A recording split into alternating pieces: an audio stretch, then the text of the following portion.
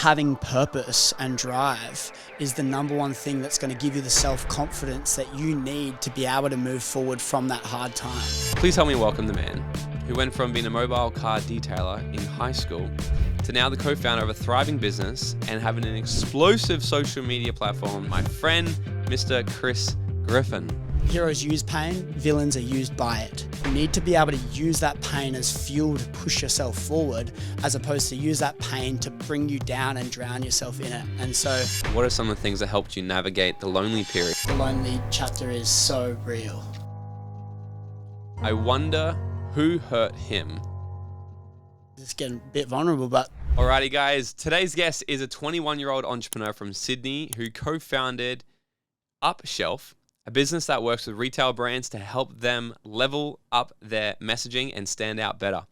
Dealing with heartbreak, being lost, with a desire for more, he found himself starting from scratch in the middle of COVID, sharing a mattress on the floor with one of his friends. Together they started a business after raising a ton of money from investors, only for it to be a struggle. Having them then lose it all, and seeing them having to go have conversations with the investors, telling them that they've lost it all. A lot has changed in the past few years since that moment, and I guess we have to figure out where that story ended. So stick around to see where we go with that. But without further ado, please help me welcome the man who went from being a mobile car detailer in high school to now the co-founder of a thriving business and having an explosive social media platform that he's grown over 700,000 followers across TikTok and Instagram combined. And he's sharing his messages of life and relationships. My friend, Mr. Chris Griffin. Wow. Hey, mate. How you doing? Mate, I'm excited. I'm really happy to have a chat with you and be able to connect. Like I said before we got started here, I've been seeing your videos everywhere. And in fact, I want to kick off this podcast because how I found you, I use TikTok to turn my brain off and just to try find funny videos.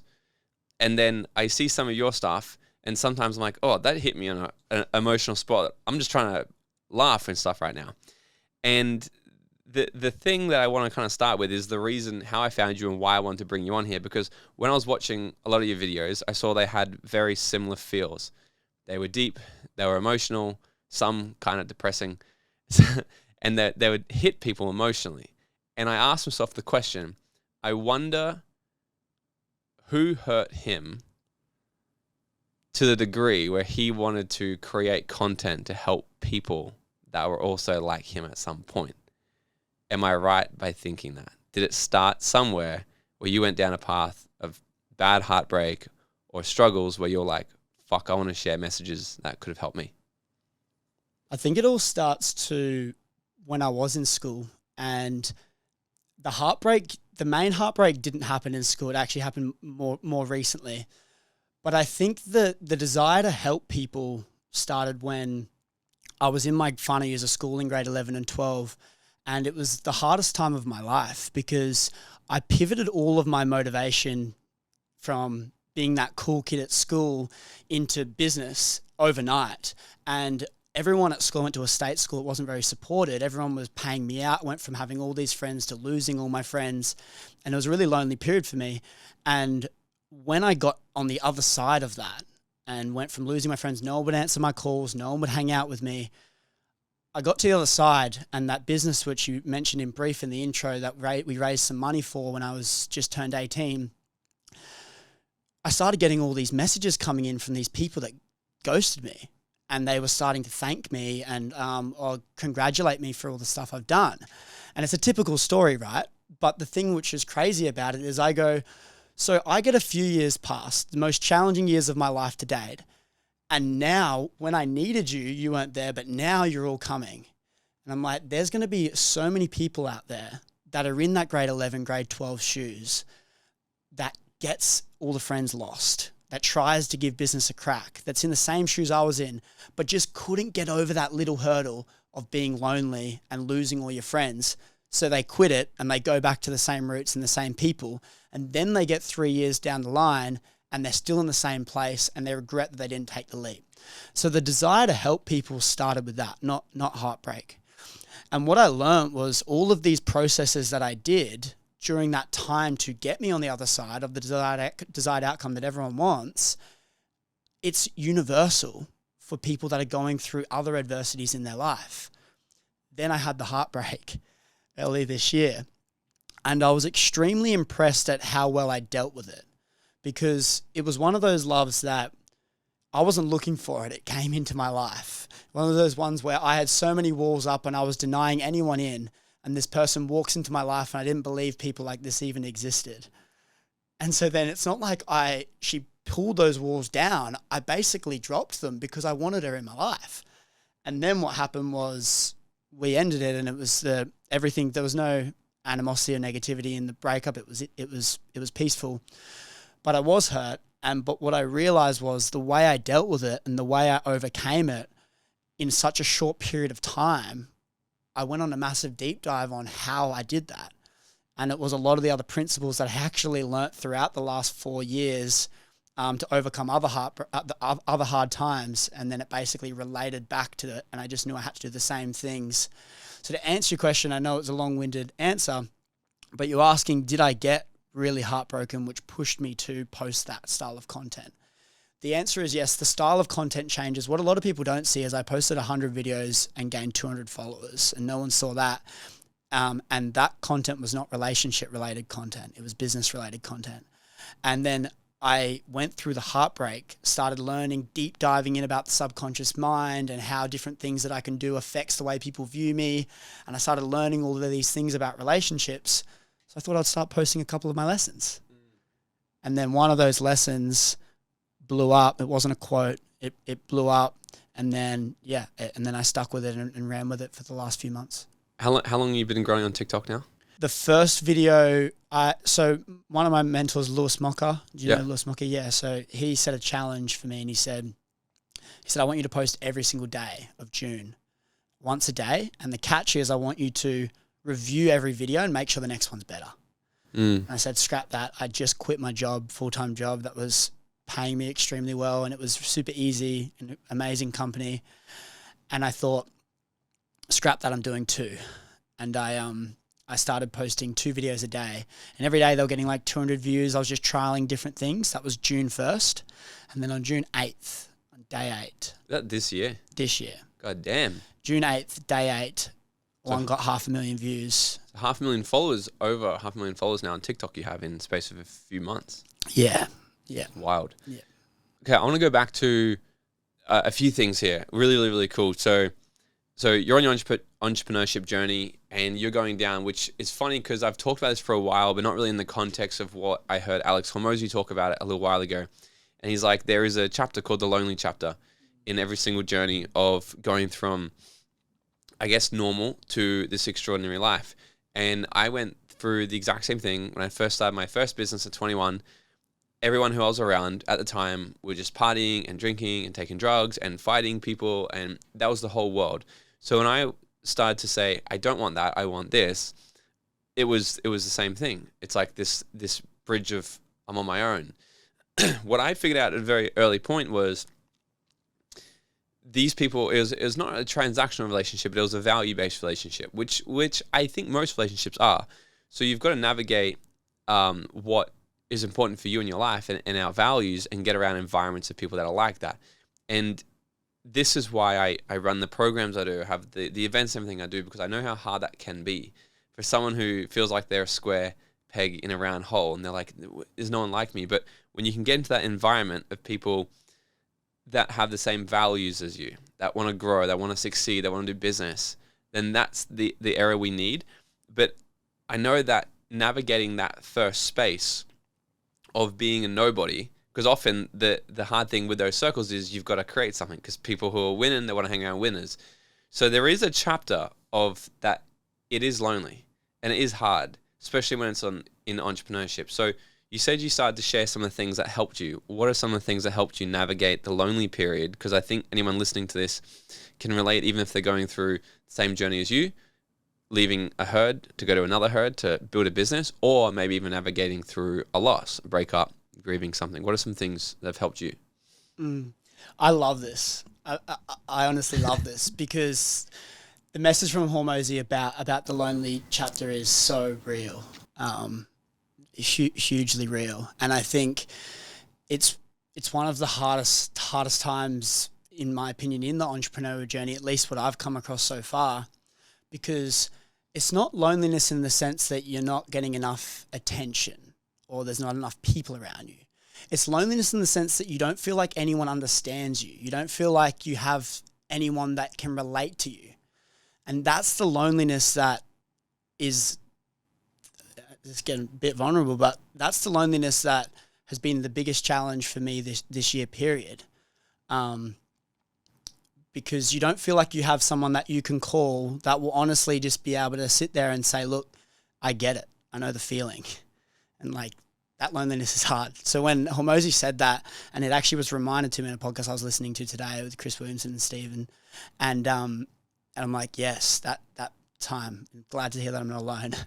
And so to answer your question about the different things that to navigate through that, I think there's a couple of things that people need to do to be able to overcome some adversity.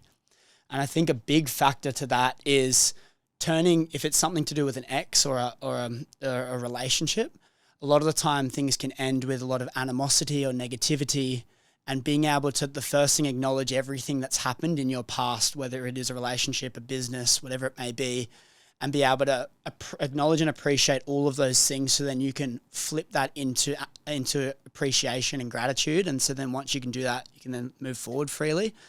But I think it's having purpose and drive is the number one thing that's going to give you the self-confidence that you need to be able to move forward from that hard time. You need to have something that you're driving towards, or you need to be able to see the light at the end of the tunnel and have a vision and a place that you want to go to. And for me, I found that being able to move on from a hard time is having the confidence in me that I'm completely full by myself, and I can then use that use that hard time as fuel. And, you know, as Hormozy talks about, heroes and villains have the same backstory, pain. And the villain says, he says, the villain says, the world hurt me, I'll hurt it back. And the hero says, the world hurt me, I'm not going to let it hurt anyone else. Heroes use pain, villains are used by it. And that is so much the case when you go through a hard time. You need to be able to use that pain as fuel to push yourself forward, as opposed to use that pain to bring you down and drown yourself in it. And so I think the biggest advice is being able to unpack what you want in your life and get really clear about that, so you have somewhere to go, and then use that pain as that burner for when you get through when you go on those tough times in the journey, you can refer back to the hard times to relate to, so you have some comparison for the good, and you can appreciate that. Yeah. It's funny because, so at the Dream Out Loud method, it's my main 3-day program, right?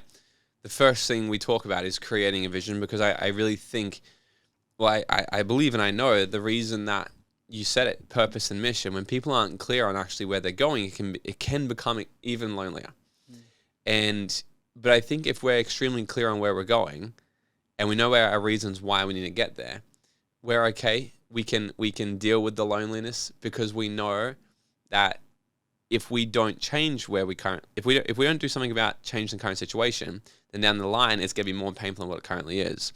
And we know that if the promised land will come, then we can actually, as humans, endure some suffering to get to a place where we know it's going to be better. And someone asked me the other day, we ran an event down here, and someone asked me, what's a better motivator, pleasure or pain? And I'm like, both. But I would say it really depends on the journey, because I'm not going to say just one. I'm not going to say pleasure's better than pain or pain's better than pleasure, because it really depends on who they are and where they're at. Pain, I think, is an incredible motivator. It's in fact, about 11 times more motivating than pleasure. How do I know this? Because if I said to everybody listening to this, would you like to have $1 million in your bank account? Everyone's going to say yes, because it'd be very nice to have that. But if I said, okay, we'll go build this business, here's a business plan to go get the $1 million, they probably won't do it. But if I then put a gun to their head and said, if you don't follow this plan, I'm going to shoot you in 1 month if you don't have $1 million to bring me, they'll probably get the $1 million. Because when people are faced with that level of pain or extremity, they tend to win. They tend to survive. If it's a sink or swim, they tend to swim. And so I think if there's any type of pain like that, and I know for a fact I use it to get off the ground, for sure. I'm like, you know what? I will prove you motherfuckers. I am going to do it. And it worked for a while, but it's not sustainable. And when we look at the entrepreneurship life or creating this extraordinary quality of life, it is a journey, and we've got to map out a sustainable plan, right? So it's funny. What you're saying is I 100% agree. We need a vision. We know exactly what it's going to give us, a better life than what we currently have. The suffering will end one time, but to use it as fuel right now, because if we don't do anything, what's the downfall of doing nothing is going back to exactly where we were, which in my eyes is more painful than going through whatever I'm going through now. Yeah. And I think the only other thing to that is it's cool to say you want to have a vision and you need to map that out. But the problem is people don't believe the life they want to live is even possible. And so they need to be exposed to a life. If you've never hung around people that have the life you want to live, if you've only seen it on a screen, someone driving some Lamborghini, you're not going to actually feel it and believe it. And so you need to be able to be exposed to the life that you want to live as well. And so that's like by doing processes about discovering your ideal life and getting really clear and having a process to go through, or even just having a plain piece of paper and eliminating all the ego, all the limiting beliefs, eliminating everything and just writing down what you want. No one telling you anything. You're by yourself. What do you want? And then once you do a process like that and you can actually unpack exactly what you want without any limiting beliefs. I can't drive this car because there's no way I can achieve that. Eliminate all that. You want the car, you can get the car. And when you get clear on that and get really depth, okay, this is how much that costs. This is the house. This is the link to the house I want to live in. This, and get really clear. All of a sudden what you notice is your self-confidence and belief in yourself that you can do what you want and you can achieve that life. It becomes a lot more attainable. I think that's a really powerful process even before setting out the vision and goals. Yeah. I was sharing this the other day as well. It's the collective belief of your environment. So if we're surrounding ourselves with 10 people who don't believe in themselves, don't believe that they can make any more than $80,000 a year, don't believe that they can have an incredible relationship and travel the world, then you'll share that collective belief just by being in the vicinity of them. You'll also embody the projection of the group's belief that it's also not attainable for me. But the same thing will happen when you surround yourself with people that are multimillionaires, that believe you can have all these things. You'll also share that collective belief, which is why I think the most important thing is to people navigating through a time of loneliness is to quickly try and get yourself into a group or an environment or something. That's why just these podcasts are a thing. I used to drown out the noise. Like there's a saying I say, it's like, you can have a big cup of water with all this negativity and shit in it. But if you put enough coffee in it, you'll eventually change the environment around you, right? And you can either get a boiling bowl of water, put an egg in it, and its environment will make it go all hard and closed off. You can put a potato in the environment, and it will go all soft and mushy, and the environment will destroy it. Or you can be the teaspoon of coffee and go into the environment and completely transform everything around you, because the environment is literally going to bring out the best of you or the worst of you. And I think it's one of the most important things to sort of, that's always been my hack anyway. I'm like, how can I get around people that just believe things I don't currently believe yet? And then when I can just share their belief that, maybe I can do that as well. Yeah, well, I mean, it's that saying around, if you're in a room with 5 dickheads, you're the 6th. If you're in a room with 5 inspired, amazing, successful people, you're going to be the 6th. And there's a few ways to say that saying, but I really like that one because it shocks you a little bit when you hear it. And it's so true. You sit back and go, if I'm around 5 people that aren't where I want to be and they're draining me, when I leave that interaction, I don't feel energized, I feel drained. Of course I'm not going to succeed. What do you expect? So yeah, I like that. So you're definitely not the first person. We're not the first people to ever have a conversation like this. And there's endless amounts of information out there, and there's advice for people to help navigate times. Yet I still know that some people won't take the advice on, and I believe that they probably still need to go through it themselves to really get the learning. Do you think that people can actually get tangible information like this, take it on and go, that's good sound advice. Thank you for teaching me before I need to go through it myself? Or do you think people really need to go through and get their own lesson and go, you're right? I think they need to go through it themselves, correct?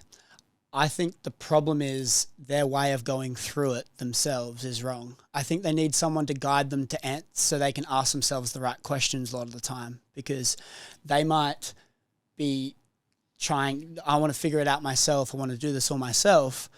But the problem with that is they might spend a year and they've been asking themselves the wrong questions to unpack the wrong answers.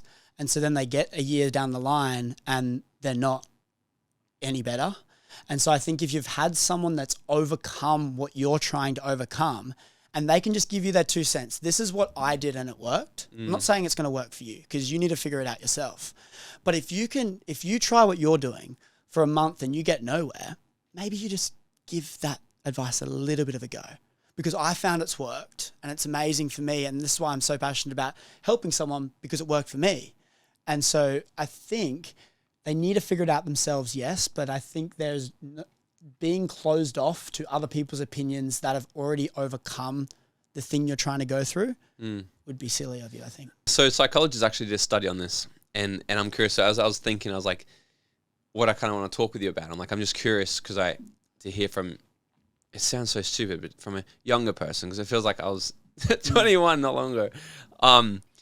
Psychologists have proven that up until the age of about 25, so when your prefrontal cortex is pretty much completely developed, up until the age of 25, you can hear useful information like this and see a new vision, see new hope for your life and go, I want that. I don't want this, I want that. And actually make a decision and go, I get it, and do it. And they can make huge transformational changes. They can be completely, I did the same thing. I was drinking every day, using drugs every day, like hectic at 21 years old. Saw a new light and go, no, I don't want this anymore. I want that. And it was a pretty quick decision. It wasn't like, it's hard to, it was like, no, I don't want this shit anymore. I want this. But after the age of 25, what they've shown is for humans to create a drastic transformational change in their life, they actually need a severe traumatic event. Enough pain, they need to stick. So what they've shown up until the age of 25, enough pleasure, enough motivation of you can have this is enough. Can be enough. After, they need to stick. They need to have that heart attack at 45 to finally make the decision to go, I'm going to stop eating shit. I'm going to take my health seriously. They need their wife to leave them, their husband to leave them, or whatever, or to be cheated on, or whatever it is, unfortunately, for them to go, I need to wake up. They need to go bankrupt. They need to have all these things. That's one way. That's what they've shown. So, but I'm also a big believer of going, if you're hearing this and you're over the age of 25 and you're like, oh, God damn, you're telling me that I can't change my life until I lose all my money? If you decide so. But I also think that us as human beings can make a life-changing decision in the moment. But what I like to help people focus on is realizing the pain. So the pain of staying exactly where they are right now has to outweigh the pain of taking the action they need to take. And until they can get there, they won't change.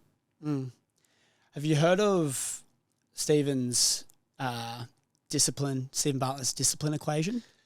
I think so. I was just with Stephen. Just with him, yeah. I was just about to say that. Yeah. So, yeah, it's interesting. I only recently heard it off him, but it's that similar thing you just said at the end about it outweighing the pain factor.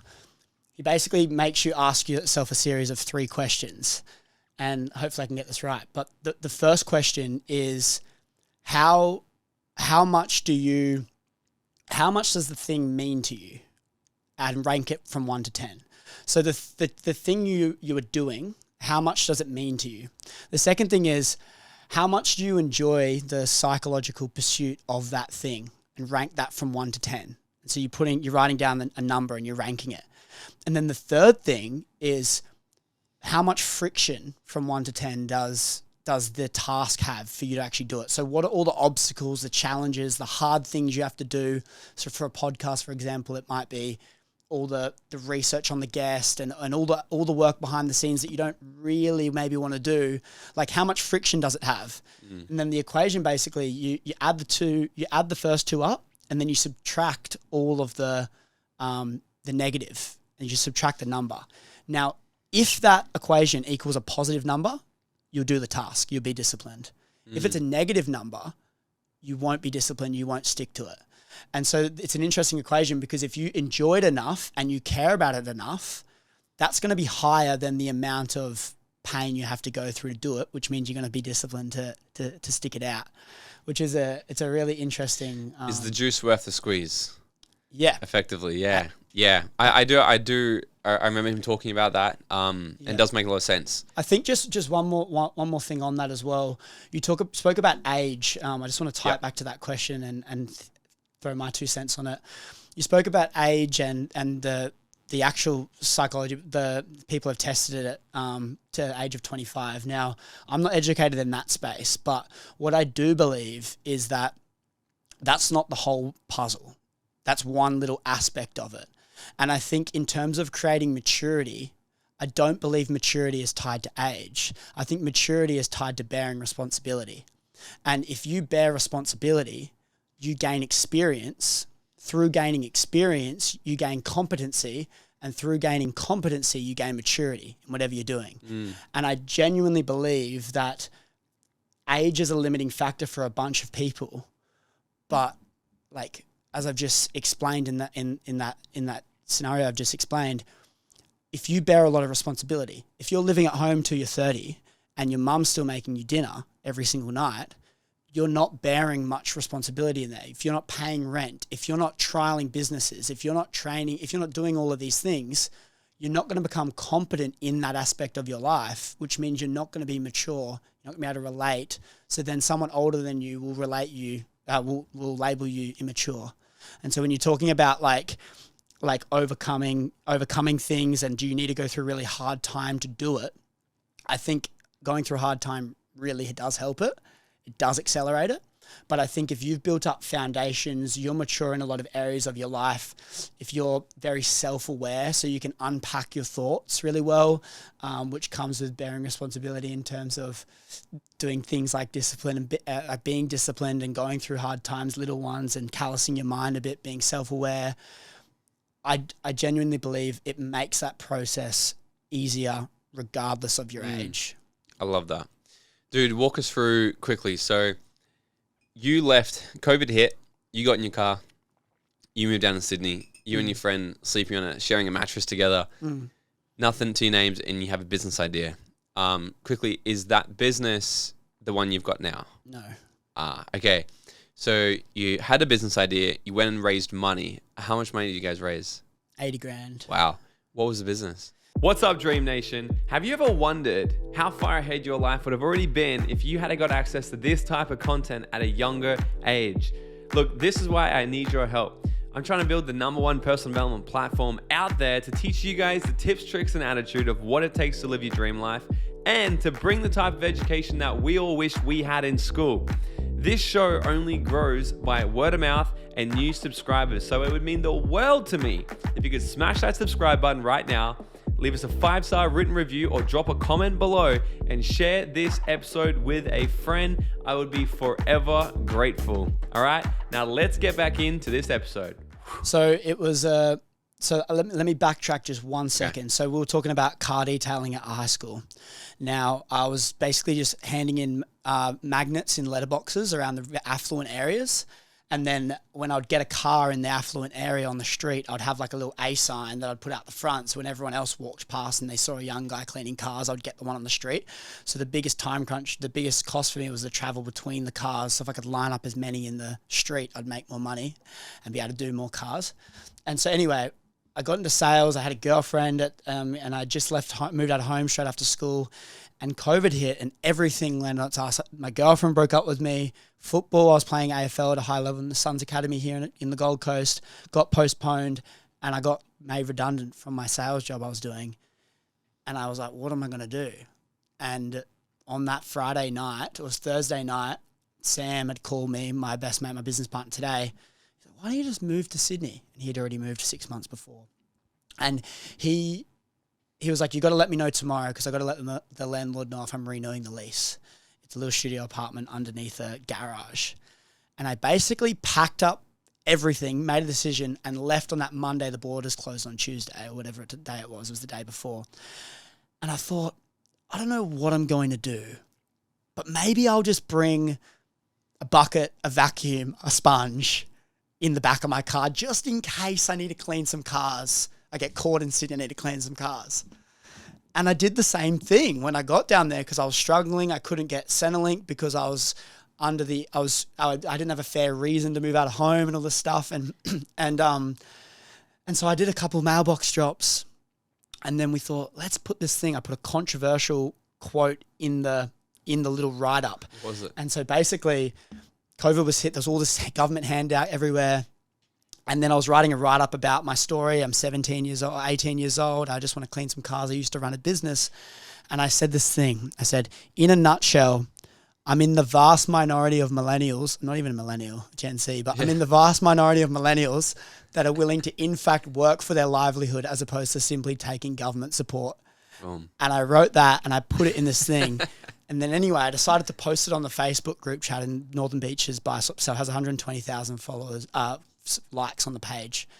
And that comment went viral. And it had thousands of likes, thousands of comments, people arguing in the thing. I've never had this much hate in my life at the time. But I had 100 cars booked in over a weekend. Whoa. And at $70 a pop. And Sam and I were cleaning for two weeks straight, just nonstop, all these cars. And we had a lot of thinking to do. And I was cleaning the car. I'm like, how can I service all this demand? And we were just learning. Adam Hudson, a local guy on the Gold Coast, we were doing his software school. And I thought of this software SaaS company that connects car cleaners with people that get their car cleaned. And when they would book on our website on a subscription basis, it would assign them to the closest cleaner. And this whole thing stemmed, and Wowo Washing was born. Our proof of concept was all those cars booked in over that weekend, not actually proving the software aspect of it. And we went and raised money off all these results and projected it. And we were 18 and raising 80 grand. We've only sold 10% of the company, valued at 800 grand in 4 months. And just basically. And it wasn't even up yet. No, the software wasn't, but Right. the money was to get the platform built, the MVP built.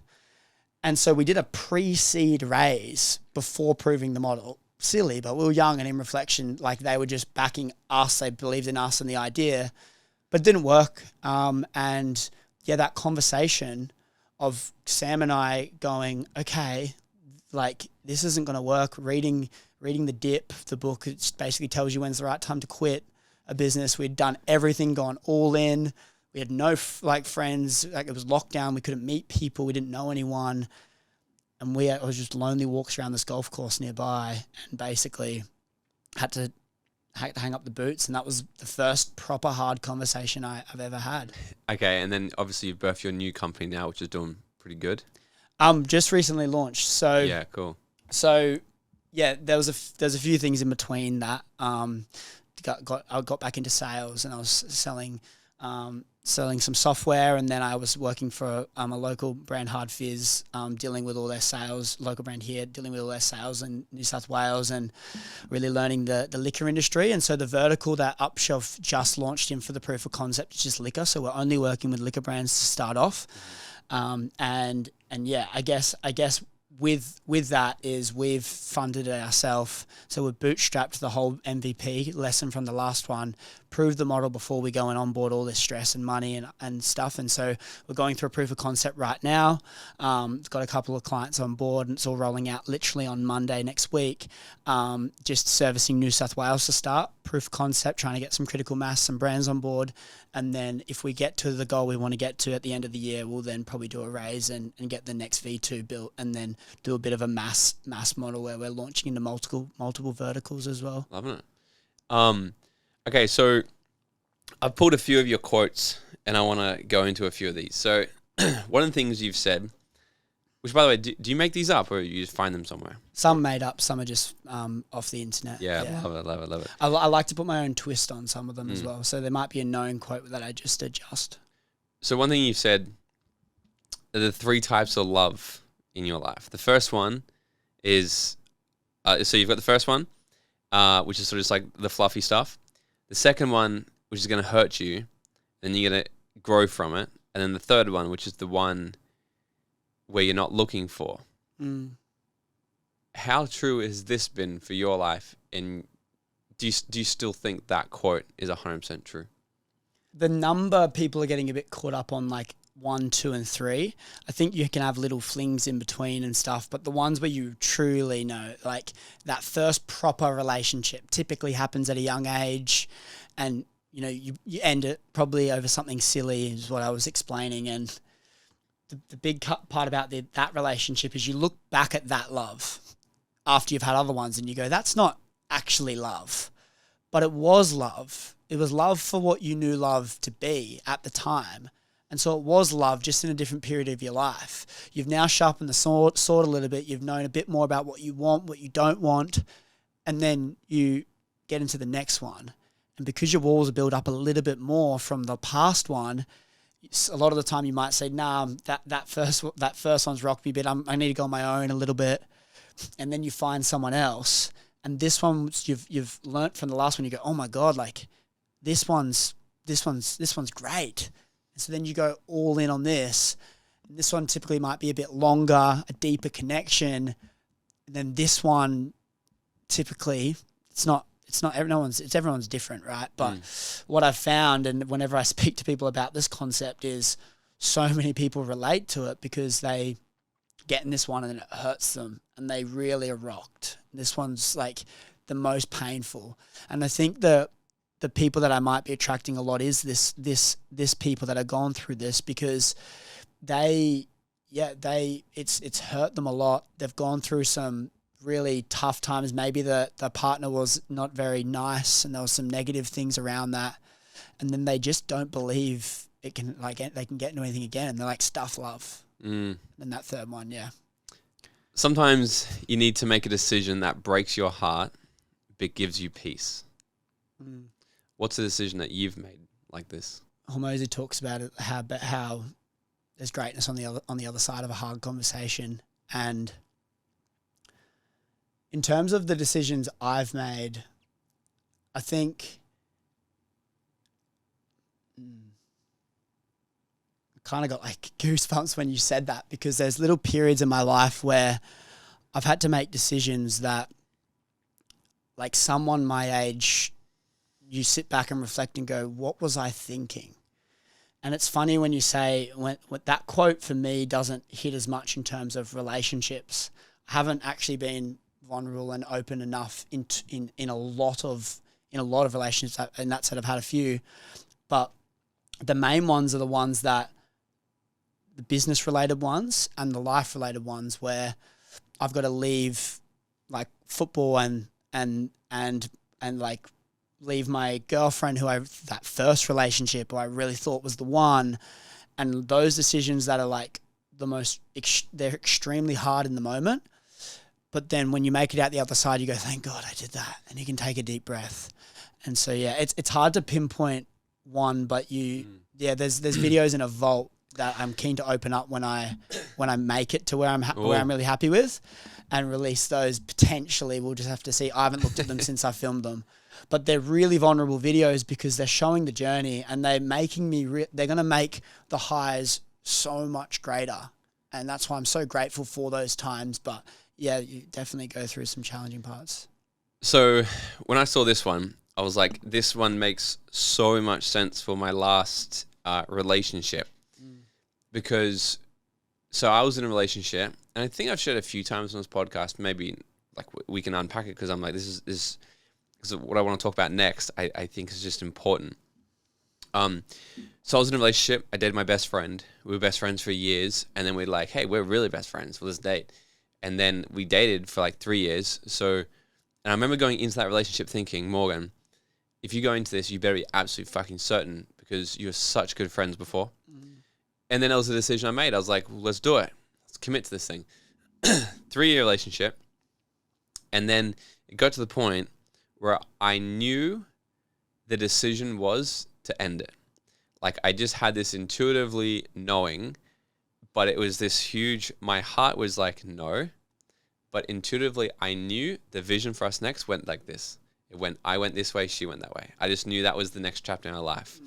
I'm very like tuned in, tapped into I just know, I just have a deep sense of like knowing what has to happen next, what has to unfold.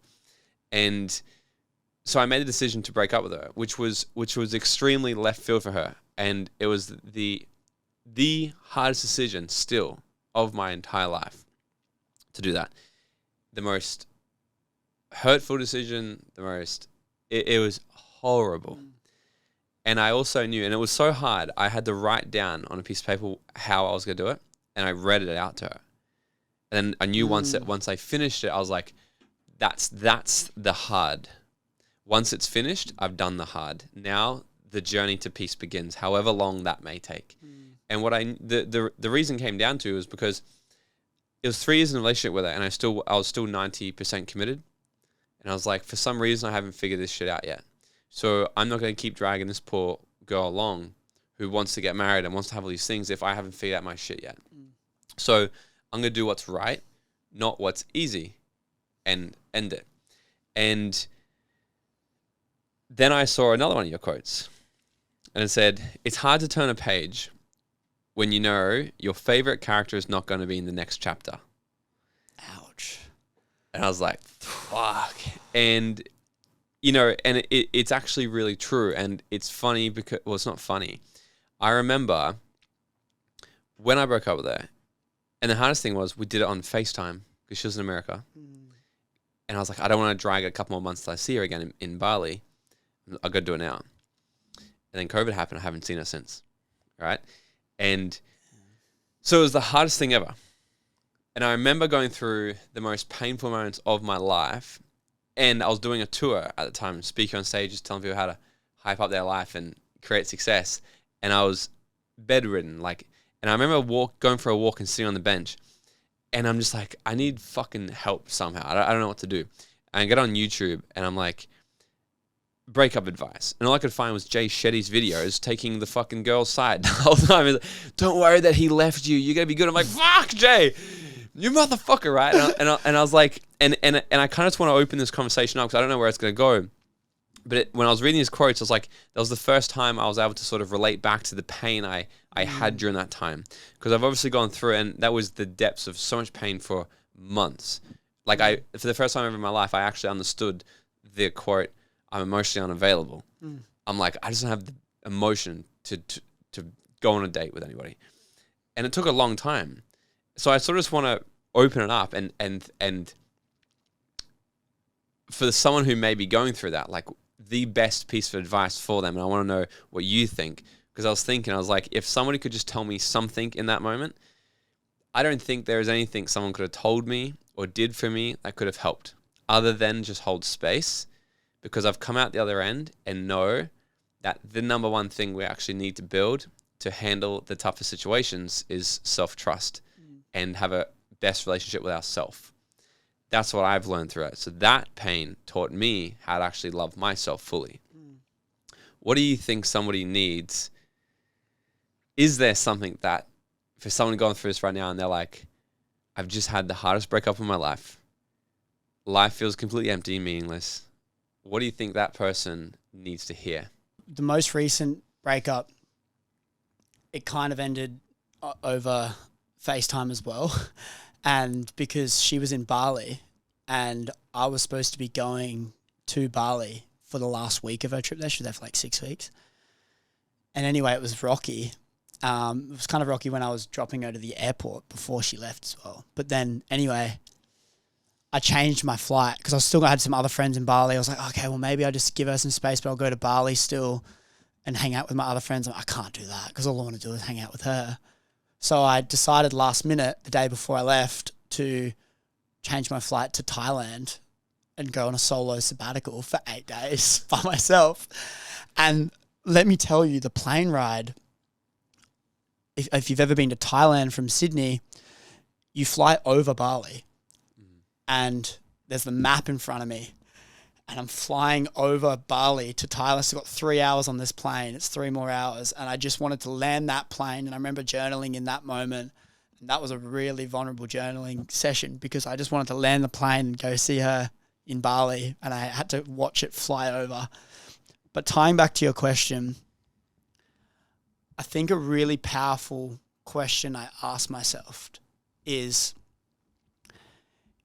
what are the negatives of if this didn't happen? And I think when you ask yourself that question, what are the positives of it happening? and what are the negatives of if this didn't happen? And give yourself a whole page, right? Like spend some time.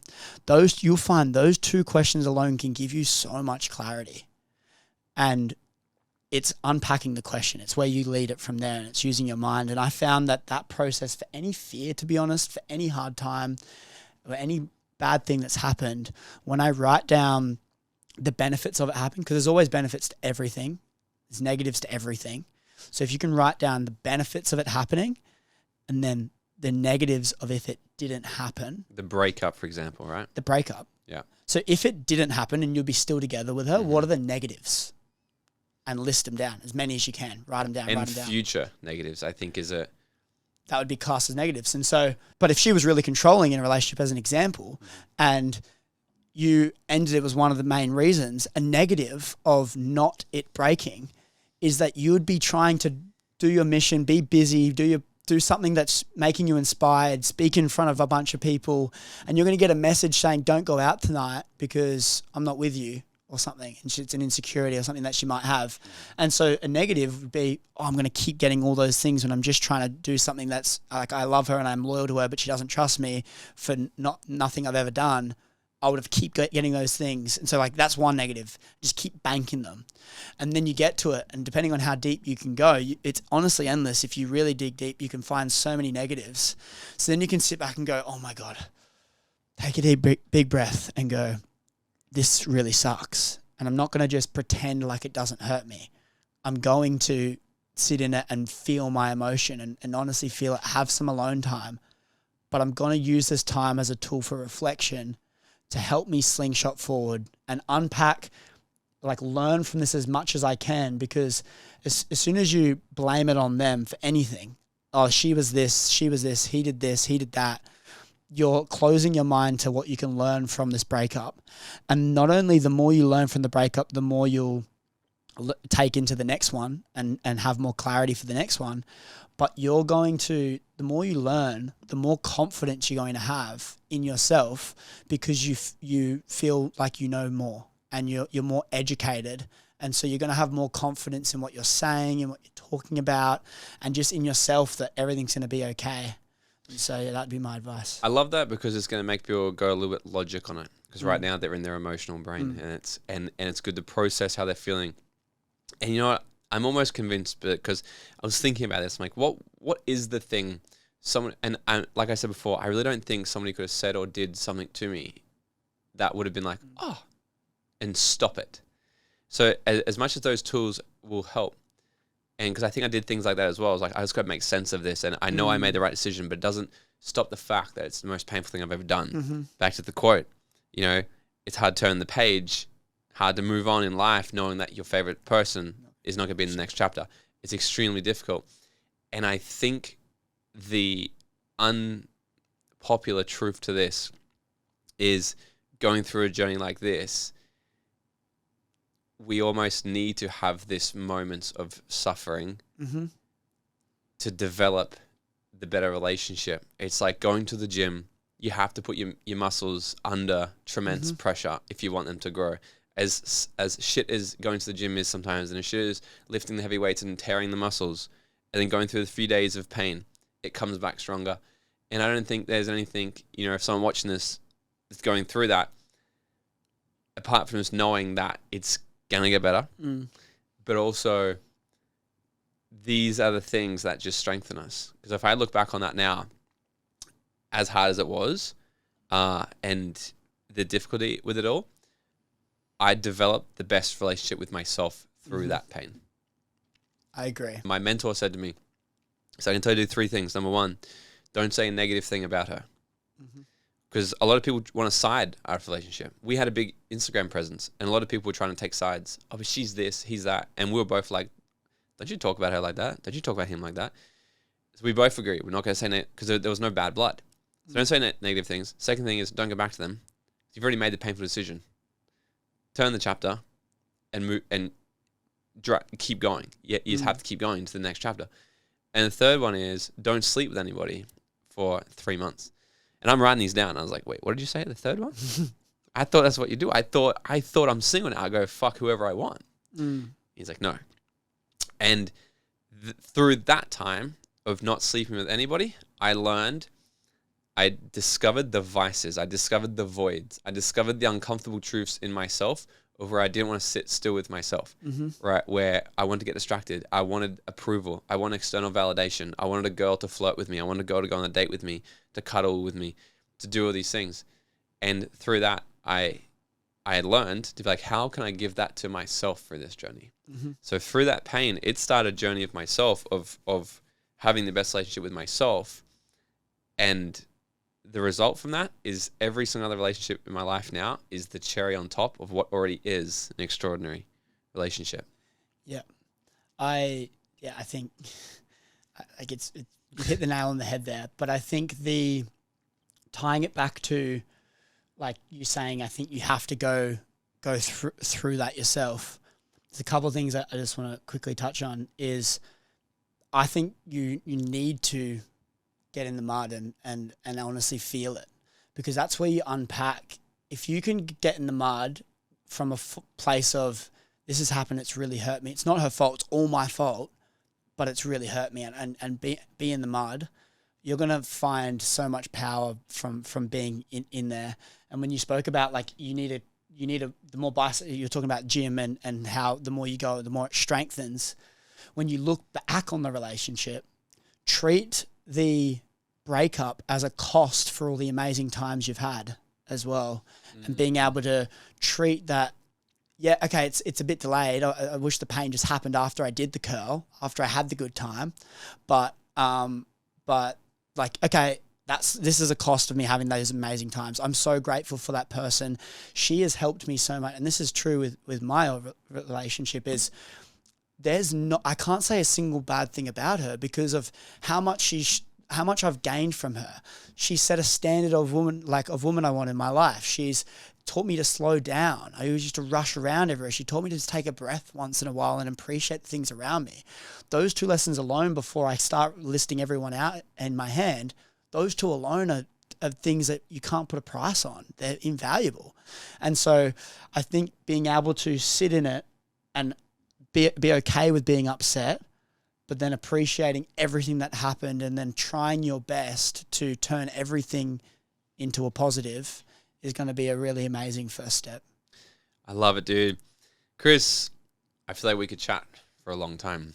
And I think we're still around too, because I want to dive into social media with you. Because you've obviously just fucking killed it. So that can be a part two. But dude, where can everybody find you on social media and check out all the dope shit that you're doing? Just look up more Chris Griffin on Instagram, Chris Griffin on TikTok. You'll probably find a few photos of Family Guy, and then I might pop up as well. But yeah, just Chris Griffin. Just launched a podcast called The Modern Blueprint, where you can see a bit more long form of me. That's on YouTube, Spotify, and Apple Podcasts. You'll find that episode's coming out every Thursday. But other than that, man, it's been so amazing. Love it, dude. All right, I got a final question to wrap it up.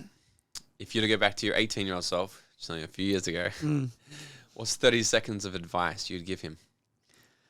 It's so funny because when you look at it and say, like it's only a few years ago, I feel like a completely different person.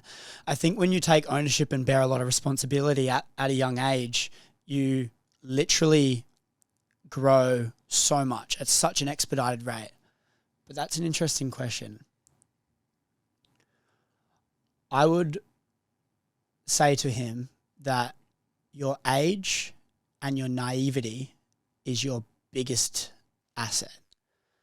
What I mean by that is the age, when you're trying to get in front of people that have what you want, mentors and people that have the life you want to live, when you get in front of those people at a young age, they see their younger self in you. They want to invest in you. They look at you and go, why are you 17 or 18 at an event where everyone's 40 trying to make money? What are you doing? Like, I'm really intrigued by you. And so that's the first thing. Your age is an advantage. But how do you get in those rooms? By being naive. If I wasn't naive, I wouldn't have gone into all of these free events that's just a pitch fest all day. And because if I was 30, I would have known that it's just going to be a pitch fest and I would have had these walls up. So I wouldn't have gone to these events being naive, seeing all this thing, going all with the free stuff. only reason not buying all these programs is because I had no money, and I wouldn't have met all the people that are going to see their younger self in me, that are going to invest in me, that I'm going to be able to build mentors and relationships with, so that then when I go older, I don't know when I'm going to need them, but I know they're going to come in handy, and they've helped me along that journey. So I'd say use your age and your naivety to your advantage, and don't let anyone else tell you differently.